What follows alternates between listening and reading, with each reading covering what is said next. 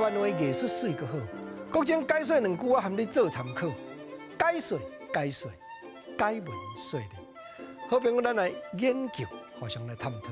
过去农村时代，男女咧对答，用迄个小宝四句联，字句拢真艺术。在日本时代文学家李宪章先生去民间去ખે去橋去插花，記錄在咧《南音》這本雜誌內底，佫真甲編出來。頭一拍男性咧對女方咧表達伊的心情，講娘你生水又伶俐，正是青春少年時，會得甲娘坐共椅，較好分開見月圓。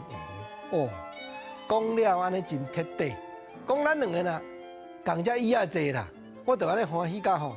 袂輸講分開見月圓，我的心頭安那做一個光彩起來。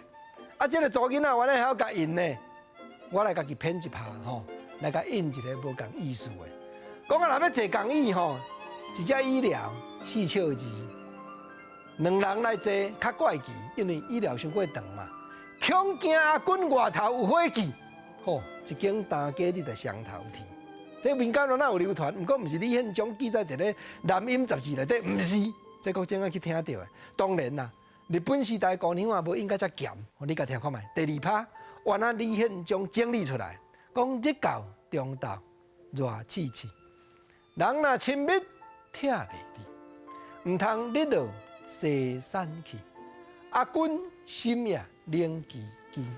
頭拄仔你用月娘咧比拼，即擺我換用日頭來比拼。日頭到的時陣熱刺刺，啊！你對我原來有新鮮感，原來呢吼褲大甲小黏，袂輸敢咱比膠糖共款。毋通一個日落西山，你的心肝原來冷淡落去。安尼就是兩個互相咧兩爛頭，有迄個意思咯。換這個南方講翻頭倒頭講，講安那呢？用個溪啦，講腳穿白鞋踏白片，甲高帶下無人疑，為娘掛掉險險死。家在命底有根基啊！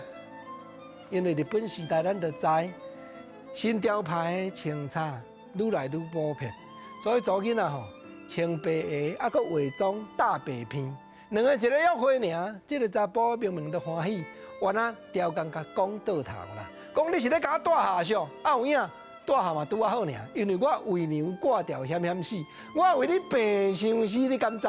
總講一句，就是咧生奶的啦。